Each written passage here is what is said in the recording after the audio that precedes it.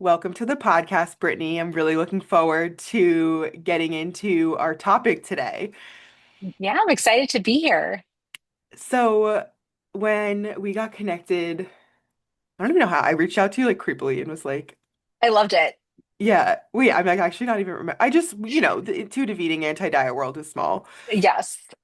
You sent me Um, an email with like a bunch of different connections yes, that we okay, that's why had. I'm not like Yeah. easily remembering one because there's a bunch. So I'd love to start with giving you the floor to share about your personal story with your relationship with food and body, as much as you're comfortable getting into. My listeners love to hear an origin story. Yeah. So, I mean, this story could probably last like five podcast episodes, so I will consolidate. I grew up in the 90s, which, for those of us who did, it was very much diet culture, low fat dieting. I grew up in a household with a mom who was constantly on diets. I actually went with her to a Weight Watchers meeting at the age of 12. And my family in general, like both my inner family and my extended family, everyone was just on a diet. Everyone was trying to lose weight. At one point, we were all visiting the same nutritionist, and it almost became this like joke within the family and family holidays. So that was sort of like the house that I was brought into. And as time went on, like my relationship with food ebbed and flowed. Like I always really enjoyed food. And at the same time, I felt out of control around food. And part of that, relates to the ADHD, which I will talk about later. But I always remember thinking about food. And so I would say from age 12, I started to diet, and usually it would last like a day. I have food journals that I actually still have on my phone, and they're really cute and sad, but I was like, I had like five pretzels, and then I had a bunch of ice cream and apple juice. Like it was very characteristic of a 12-year-old. I had no idea what I was doing, but I felt like, okay, like my mom's doing it. I don't like how I feel in my body. So like this just naturally makes sense. Fast forward, um, probably a decade, and I had always sort of struggled with body image and just yo-yo dieting in general. I ended up, I think it was maybe sophomore year of college. So I'm jumping around a bit, but sophomore year of college, I went to a nutritionist. She wasn't a dietitian, but um, and at that point, like I intentionally just started to lose weight. And at first it was like, oh, like I'm incorporating different healthier options, like I'm feeling good. And like so many other people, like it really evolved into really disordered eating. And although I was never diagnosed with an eating disorder, like looking back, like I absolutely had like a restrictive eating disorder. Lost my period for 2 years. I was like hypometabolic and or hypothyroid. It wasn't until, sorry, before I even go there, during that time, it was really hard. So I remember started actually sophomore year. Junior year, all of my friends went abroad, and both because of my generalized anxiety and also like the anxiety around wanting to continue to lose weight, I'm like, I don't want to go abroad. Mhm. So I almost created my own abroad experience in school where I just like really went for it, and it was incredibly restrictive. I remember having so much fear around going out to meals with friends. I thought about food every single day, all day, and it really consumed me. And that was more restriction at the time. The following year, I went to my doctor, and she was definitely well versed in eating disorders, like working with adolescents. And she basically said to me, like, I'm really concerned. Like, there's obviously been like a pretty, significant weight loss here. And started asking me questions about my food intake. And what's interesting was I was like, I don't eat any chips, snacks, cookies. And she was like, but what about like any like fun foods? I'm like, no, I don't incorporate those. So Right. I had a lot of like aha moments, but I wasn't ready to make any changes. I would consider that I was like in like the pre-contemplation stage. Like I didn't think anything was actually wrong. Hmm. But at the same time, obviously I wasn't getting a period and like there were just some like noticeable physiological changes that were happening. I was cold all the time. My mood was really suppressed. My anxiety had worsened. And so as I finally kind of came around to the idea like, okay, like I'm going to start increasing my intake, but I don't want my body to change. And this is like what I hear often is like, I would increase it as long as like nothing changes about my body. And I started to increase. And then all of a sudden it went from highly restrictive to binge eating. And I felt completely out of control with my food. I did not know what to do. I was one, like, I felt like I was really regimented and like quote unquote disciplined. And now all of a sudden, like, I just like kept eating and it was really scary. And like, when I talk to clients now, like, I feel their story like in my core because I know what that felt like, that fear of like, will this ever stop? Yeah. And so on my own, I essentially went from restricting to binging to normalizing my relationship with food. I did not work with anyone at the time. And I kind of just like figured it out on my own. I was introduced to intuitive eating. And I remember when I first heard about intuitive eating, I'm like, this is great for other people. Like, this would literally never work for me. Like, I'm too obsessed with food. And with time, like, as I really became familiar with the framework, I started to heal my relationship with food. And now I can say that I have like an incredibly balanced, healthy relationship. And I'm like so grateful because, I have really fun food adventures with my husband and I can travel and like not freak out and I can live my life with a ton of flexibility. So Yeah. I'm sorry that was like all over the No. place, but What I mean, yeah, yeah, like you got a lot of you got to cover yes. the information here. There's like when you grow up with, disordered eating and there's lots to say. So, are you one of the people who decided to become a dietitian from a place of like a disordered eating Oh, motivation? absolutely. Yeah, okay. Yes. And so in so many ways, like I am incredibly grateful for my past eating disorder and eating experience because it brought me to where I am today in my hmm relationship with food, but also like in the work that I do with Yeah, clients. totally. I have that, that as part of my story too, though a part of me Yeah, does wonder like what would I do if I didn't do this? Like if I never had totally. that. Same. Yeah. Probably therapy. You'd probably be a Yeah, therapist. right. Okay, so we're here to talk about ADHD and intuitive eating and body image, that intersection. Can you share a little bit about first like what is ADHD? I think with like TikTok and everything, we can like lose the plot with like what do these terms even mean? And then a Yeah. bit about your diagnosis and that journey. Yeah. So the definition of ADHD, it's a developmental disorder and it's characterized by an ongoing pattern of some of the following symptoms. So there's inattention, which I have, and it's difficulty paying attention, keeping on track, staying organized. There's hyperactivity, which I think is like the quintessential ADHD diagnosis that we think of, like the 6-year-old boy running super hyperactive. And so those are the two subtypes. And as far as like my story, like how I came to even know that I had ADHD, my entire time in school, I had a really difficult time. So, like, every single report card that I still have, it says like Brittany is always turned around in class. She's really social, but she has a lot of challenges paying attention. She has difficulty with like the smaller details, reading comprehension.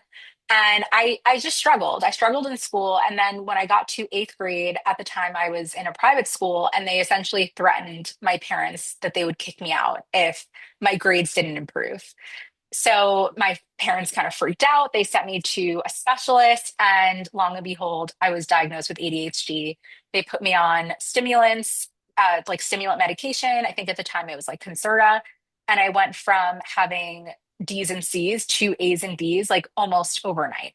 Wow. Now, it was both the medication, and again, I was at a school where they actually had a special program. It was called Learning Resource Center, which I was able to meet with somebody every single day and they helped me with organization. They helped me with my homework and all of these things. So I built the skills from the age of 12 onward to really manage my ADHD and learn how to work with it, Hmm. which was interesting. And I feel really grateful that I had that experience because I worked with like 70-year-olds who were diagnosed late in life and it messes with you, you know?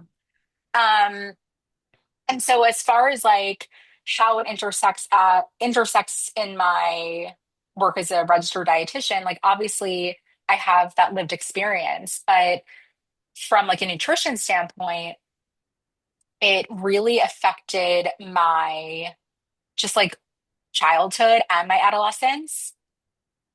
And sorry, I skipped around. You can take No, out no. the from the dietitian Yeah. standpoint piece, but because I wanted to mention this too. When I was first put on stimulants, like no one ever told me anything about eating. And in fact, like I thought, oh, cool, this is great. This is like an excuse to lose weight, right? Like I'm not going to eat.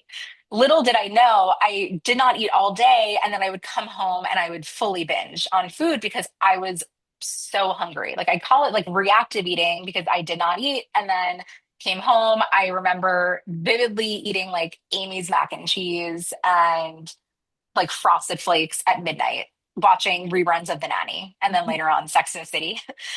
Um, as far as like my work as a dietitian, like I have the lived experience, obviously, of having ADHD, but what I came to realize was I never intended to work with people specifically with ADHD. I just started to get some clients who had ADHD, and I felt really um, what's the word?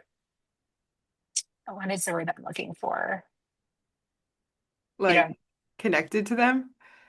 I felt connected, but I was really excited by the work because Hmm. for the first time, I was like, I can connect with you. I completely understand where you're coming from. And it's hard to know what the brain is like, what the experience of having ADHD is like without actually having it. Like, my husband is the most type A, like neurotypical person you will ever meet. And I will try to explain like why certain basic tasks are so hard for me to do. Like, he just doesn't get it. But when I'm speaking with my clients, like I genuinely understand what they're saying. And so it's been really incredible to be able to work with people, show them the connection between food and ADHD, which, I'll definitely get into, and also just share that space with them so they could really feel seen and heard on another level. Yeah, absolutely. Okay, so there's like how ADHD impacts food, and then you wrote this great blog post about how ADHD can complicate body image.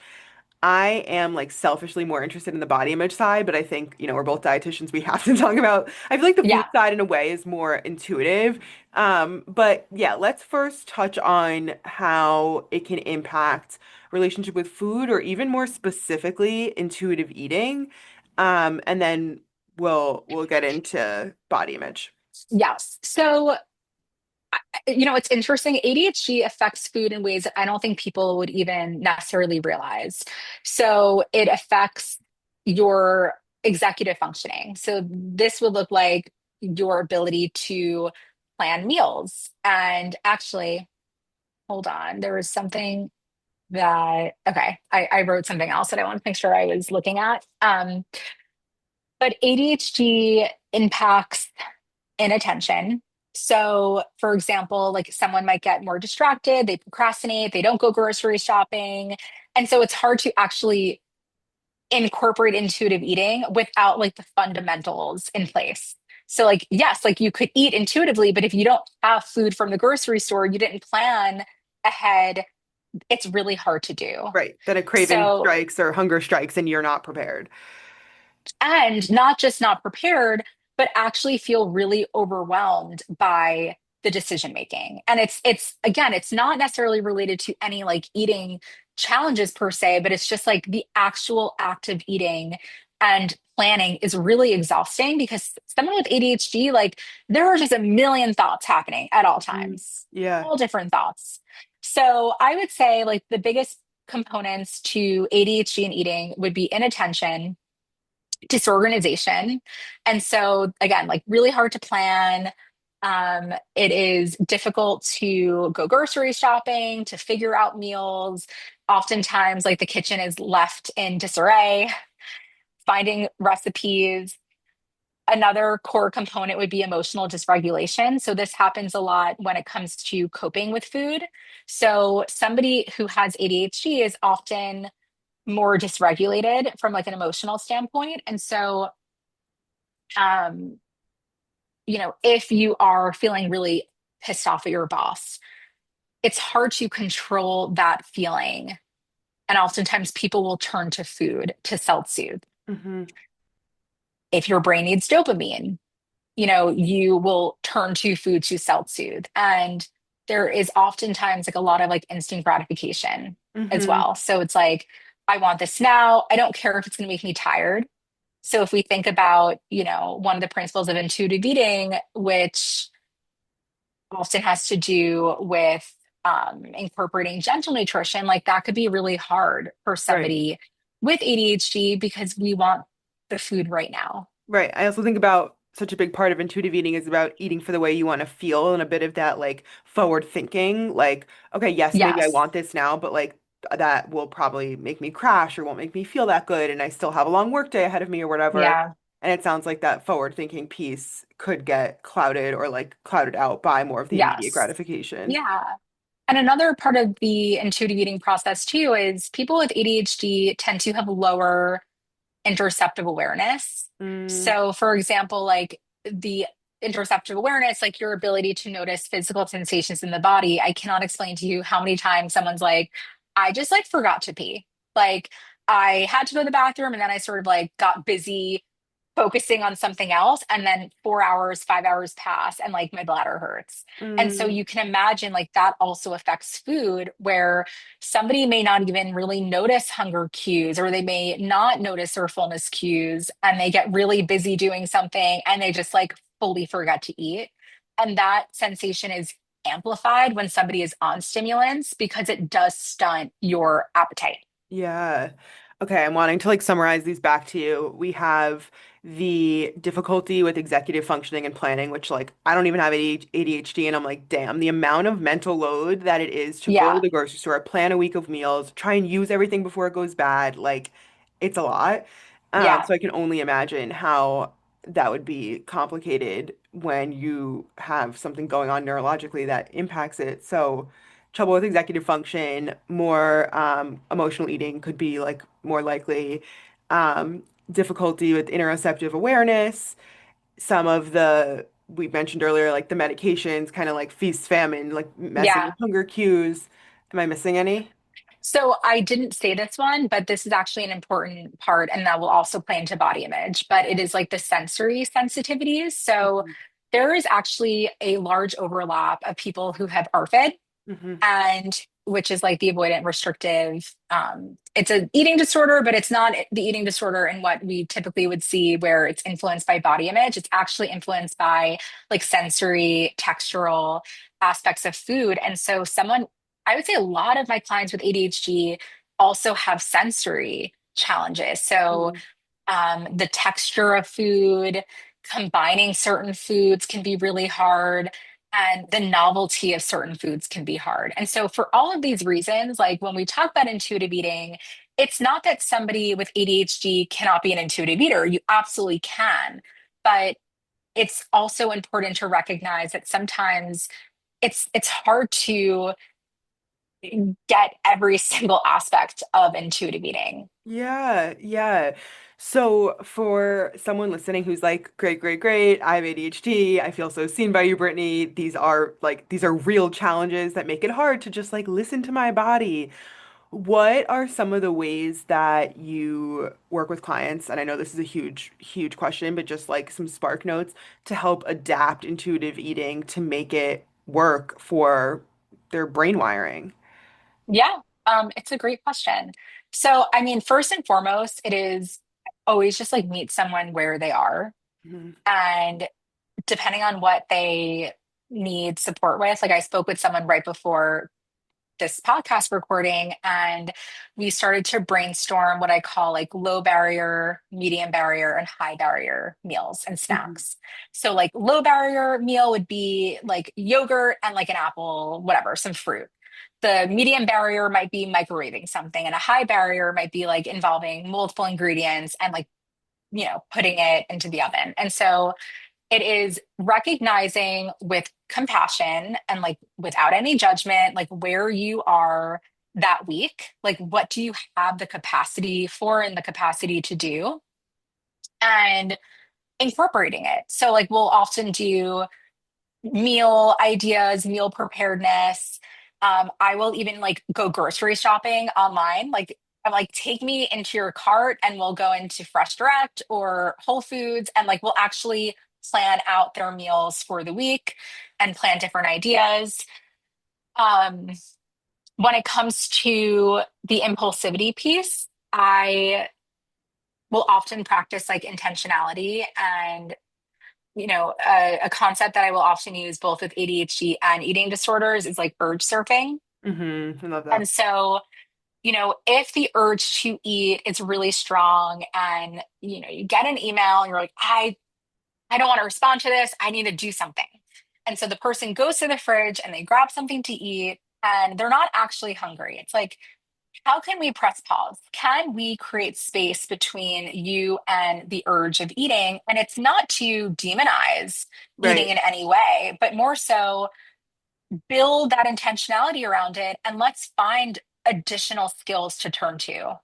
So Hmm. whether it's like trying to regulate your nervous system or it is trying to give your brain dopamine, just building some of that intentionality, which may not naturally happen on Yeah. its own. Right. Right. That piece feels like pretty like universal. Like, maybe someone doesn't have the impulsivity without ADHD, but like turning to food to cope, and creating some space and building out other tools because yeah, like emotional eating isn't bad. You're allowed to go to the fridge if you get a shitty email or you feel overwhelmed. And it's like not always pleasant if you're not hungry. And it's Yes. like, it's nice to have other options. Yeah. And the other thing I talk a lot about with clients is the compassion piece. There's a ton of shame Yeah. that can show up both in the ADHD realm, also obviously with eating disorders, but I think it's a universal feeling that people experience. But I notice that it is really heightened, especially with my clients with ADHD, like this feeling of like, why is this so hard? Yeah. Like this feels like it's something that's like easy. Like I should be able to just like make myself lunch, and yet it feels like I'm having to jump over like 10 hoops to do so. And so part of my role is to help reduce the overwhelm, but it's also to help reduce the shame Yeah. that comes along with it. Yeah, I've had clients say, like some with ADHD and some without, of like, I just feel like I'm not like adulting right. Like, 100%. And that's yeah, literally the phrase that, yeah, and I trust me, like I've been there. Like I was telling a client the other week, like I had some bill that I didn't pay, and I was like, why is this so hard? And like again, like I felt that shame. And my client had asked me, like, how do you get out of that headspace? And my response was, I think about you. Like I think about my clients. Like, what would I say to them? And I would never ever shame them for, skipping a meal or not paying a bill. And so the compassion piece is really important because it's hard to create any type of change if shame is in the background. right.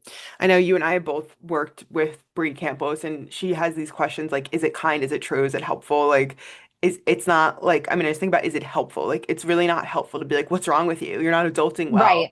Right, And it's right. also not kind and like not even true that like you're not adulting well. Like you're doing the best you can with the Totally. circumstances you have. Yeah, Okay, one yeah. more question before we move on to the body image piece. What about the interoceptive awareness part? You mentioned for folks with ADHD, it can be harder to connect to body cues, which is like such a piece of intuitive eating. Any tips or thoughts on like how to work with someone with knowing when to eat, when to stop, if it's harder to hear those cues? So, one way I will sometimes work with someone is just more structured mechanical eating. And oftentimes the eating is literal alarms set on someone's phone. It might vibrate so it doesn't ring in an office setting, or it might be like email reminders. But I find like the external visual cues to be incredibly helpful. So there's like the mechanical eating, there's the external visual cues. And just having check-in points. So someone with ADHD can often get lost in what they're doing, especially if like they enjoy what they're doing. It could be hours of just like hyper focus. And then when you add in the stimulant medication, my God, it is like a whole other level. And so creating opportunities to check in with yourself of like a gentle reminder, like, have I eaten yet? Mhm. Right. So like sometimes like my clients will set an alarm at 1 p.m. being like, food check in, like question mark. And that will be their time to check in with themselves and see if they ate. So I find, I would say like the external cues, especially if they're not happening internally, is like one of the most effective Yeah. ways to help someone kind of bridge that gap Yeah. because it can be really hard to remember and to even not just remember, but to notice and then act on it. Right. Noticing and acting are two separate and distinct actions too. Totally. Right. Yeah. I think of Elise Resch talks about intuitive eating, like the one of the definitions she uses is a dynamic interplay of instinct, emotion, and logic. And it might just have to be like more like logical, mechanical Yeah, thinking, not like am I hungry? It's more just like, all right, it's been a few hours, time to eat. Like, and that's exactly. okay. And people often are like, but that's not intuitive eating. And I love that definition because it's like, yes, it is. Like that's still part of, self-care. Right. Right. And also, like, I think sometimes people look at intuitive eating, and like, I've even seen people do this online where it's like, like, what am I in the mood for? Like, ooh, Yeah, I want like a sandwich and like chips. And yes, like that can absolutely happen, but I don't want that to feel like it is like the absolute norm. Because again, for some people, there is so much overwhelm in the food making decisions that just like coming up with creative ideas on your own in the moment is really difficult. And right. so having that list of options to turn to can be really effective and really helpful in those Totally. times. I'm gonna put this in the show notes and I'm also gonna send it to you. I worked at Trader Joe's for a few years and I think Trader Joe's is great for like less overwhelming Yep. food options. One, it's like a smaller store. And when I worked there, the like part of the onboarding was explaining like the sort of psychology of Trader Joe's and it actually they like put that into it to try and limit decision fatigue. So it's not like a conventional grocery store you're looking at peanut butter and it's like Teddy, Skippy, store brand, Right. crunchy, soft, organic, conventional, and Trader Joe's, it's just like Trader Joe's brand, organic Yeah, or so regular, true. crunchy or smooth. And Yes. also they have a lot of like frozen meals that you could just like Mhm. easily zhuzh up. So I have a list of a bunch of those from my days working there, um, Yep. which definitely fit somewhere. I mean, maybe they're not like the least low barrier, but they fit somewhere on that spectrum you were describing if people want like a place to get started. Yes. Yep. Yep. And I will also I totally agree. I really like the Trader Joe's options. And another part of this too, and part of the low barrier foods, like takeout. Like if that is what needs to happen for you to eat, great. I Yeah. think there can oftentimes be some shame in that too, of like, I'm taking out too much. Like, and yes, like it certainly there's like a cost aspect of it, but just giving yourself options. Yeah. Absolutely. I love that. Okay, let's shift into body image. I'm so excited to hear you talk through this. So, yeah, in this recent blog post, which I'll link in the show notes, you talk about 6 ways ADHD can complicate body image. You don't have to like rattle off all six, but if you have them, Right. I'd love to hear some. I think this is the way less obvious part for people. I mean, you mentioned the sensory piece, but can you talk about how ADHD can manifest in body image distress? hmm Well, so like with the sensory sensitivity, which we find with food, that can absolutely happen with clothing and just in general. But I often think about clothing, and if somebody is wearing jeans that feel really tight, like, yes, like that might be triggering or difficult for someone without ADHD. But then when you add ADHD into the mix, like that physical discomfort can make you think about your body. Same thing with, cashmere sweaters or certain fabrics. Like I was always really sensitive to them, and I thought that everyone was. But I'm like, clearly, like there are people that wear this. Like otherwise, like they wouldn't make clothing with this fabric. And so Again, if you're wearing a sweater that feels like physically itchy or uncomfortable, that will make you think about your body as well. So that's one piece.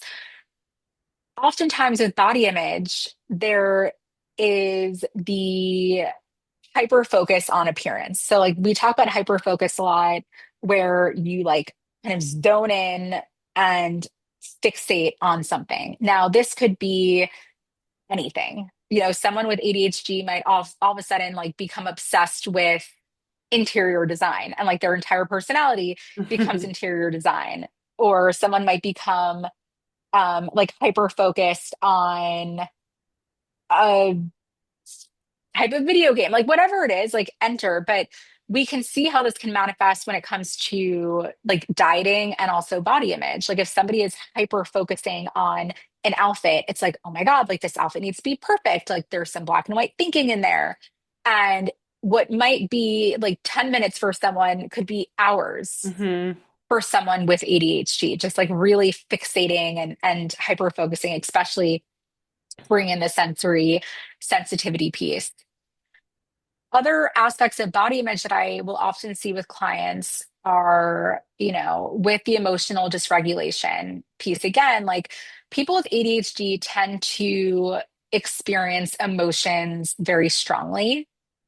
And if you are experiencing sadness or loneliness or frustration in your everyday life, and that feeling is intensified, oftentimes like that those feelings related to other things outside of your body can then actually be brought into your body image, because as we know, it is way easier to focus on your physical body than it is to actually notice like what else is happening in your Right. everyday life. Like to And so scapegoat. exactly, it can be a scapegoat. And so um the emotional dysregulation can absolutely affect how someone is like feeling in their body as well, which then reminds me of the instant gratification piece for people with ADHD. And I know we talked about this earlier. They just want something right now. So, like the idea of waiting a few weeks or months, like, nope, like I need change right now. And so, if we think about even like the relationship to food, intuitive eating as like a concept or as a framework is really hard for someone with ADHD, because it's like, well, this is like a long process, right? Going on a random diet, which you can start immediately, like that's very short term and it's short term gratification versus like working on your relationship with food, which depending on how long that relationship has been going on for, can take time. Yeah. Yeah, it's also like way more nebulous. Like, whereas like dieting and like lose 5 pounds in a week, like it's like it promises a structure that I imagine would be appealing on the surface to someone Yeah. who's like craving structure or who's Yeah. like struggling with organization structure. Yes. Yeah. And the two other kind of points that I mentioned in this blog post, like one of them is perfectionism. And I find people with ADHD will hold themselves to a really high standard at times. And part of that is because of the fact, like, the reality is, like, we do live in a world that wasn't really built for this, like, neurodivergent brain. Like, even thinking about school and everyday tasks. And so oftentimes there is like almost like this need to exceed certain expectations, especially if like you sort of lived your entire life feeling almost like inferior Mm, to other people.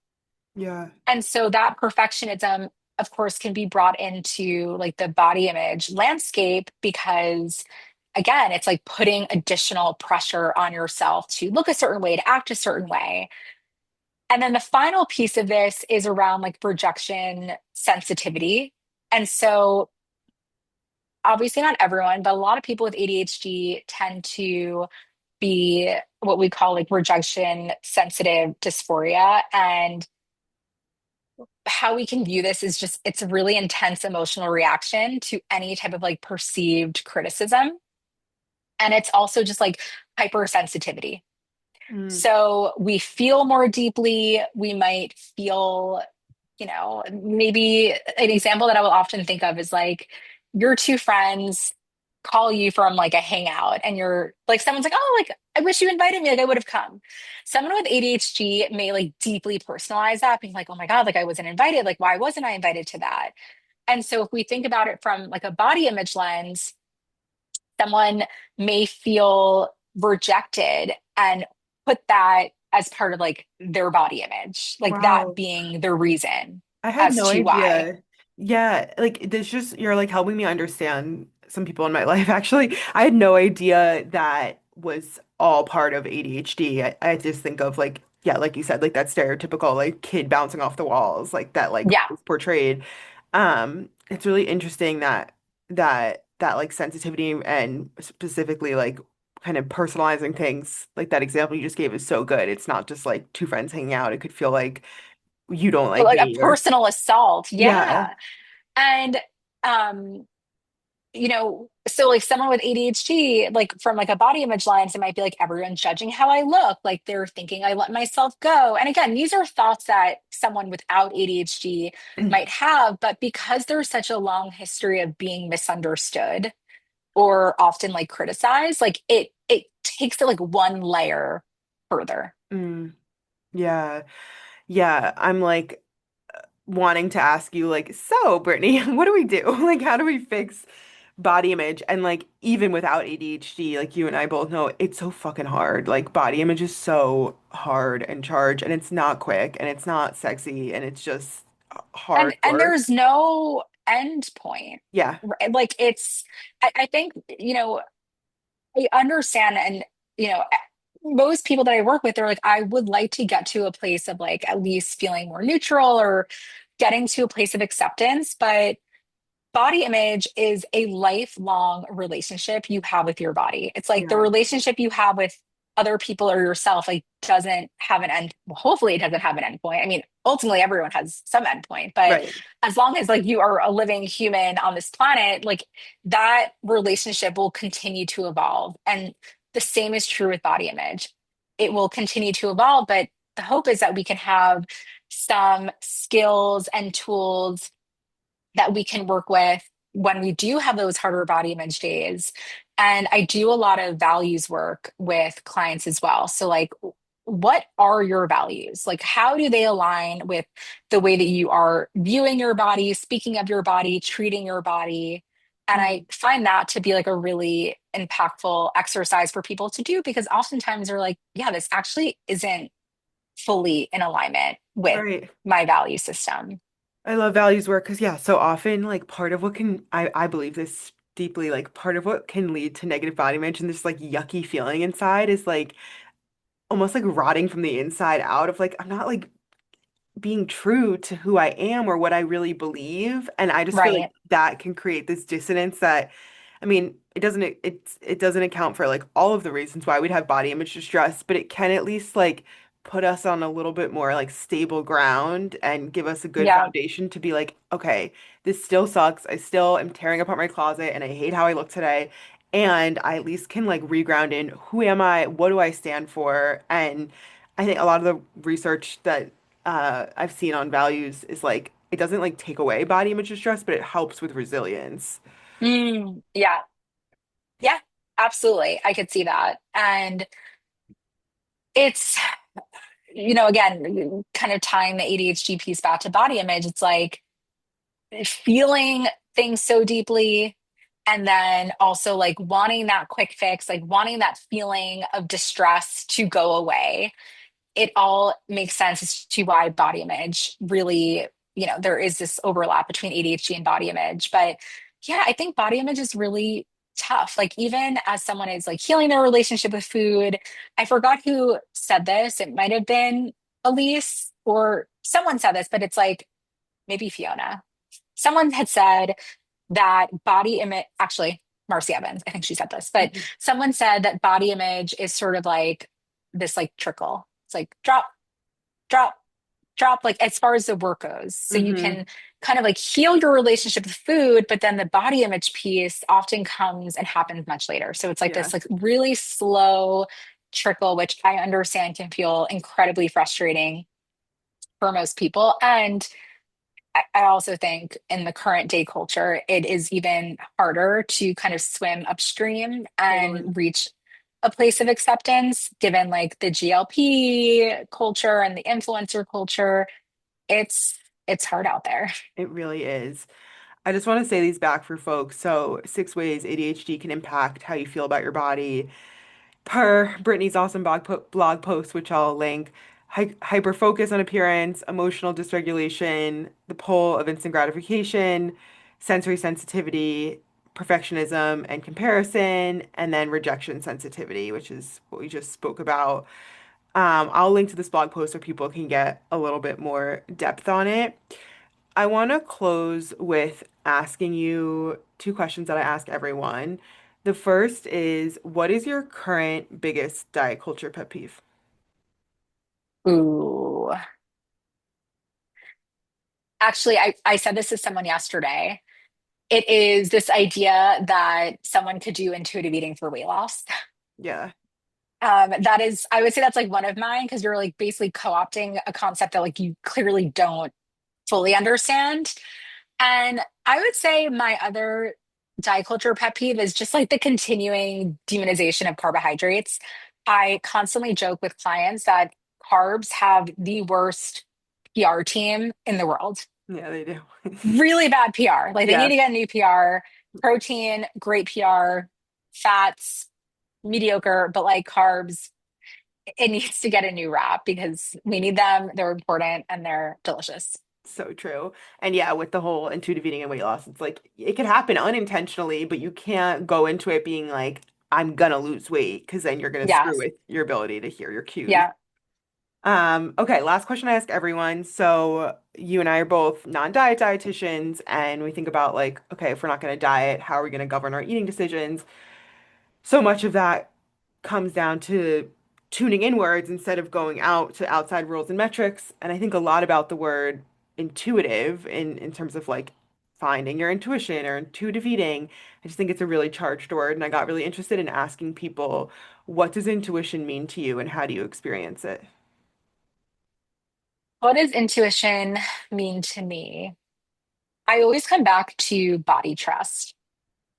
And so it's like the intuition is being able to trust yourself to know like what your body needs. And this is something I talk a lot about with clients because for years, if not decades, there's always been this like externalization and looking outward.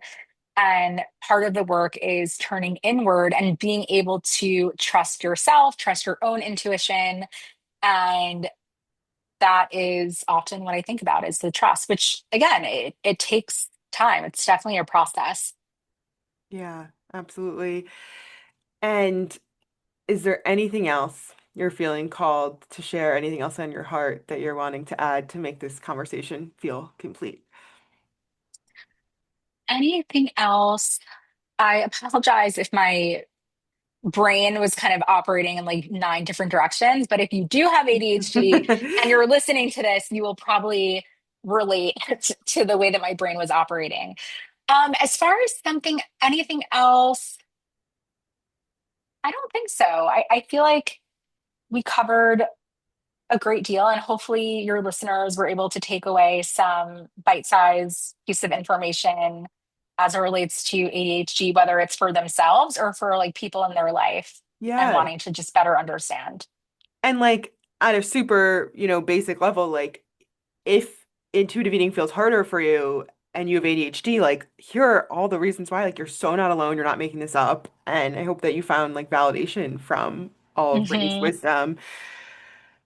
Can you share with listeners where they can find you or connect to learn more about your work? Sure. So I'm on Instagram and TikTok. My account is No Food Fears. So it's just one word, No Food Fears. And my website, www.brittanymodelrd.com, probably be in the show notes. Yeah, it will. And so I'm usually hanging out on Instagram. I'm a consumer of TikTok, but I haven't, quite brought myself to post a lot. But I do really love the ADHD content. on TikTok and Instagram. Like, talk about feeling validated. Yeah. Yeah. Amazing. Well, thank you so much, Brittany. We'll link to all of that in the show notes. And it was so nice chatting. Thank you so much for having me. Why can't I find the stop button?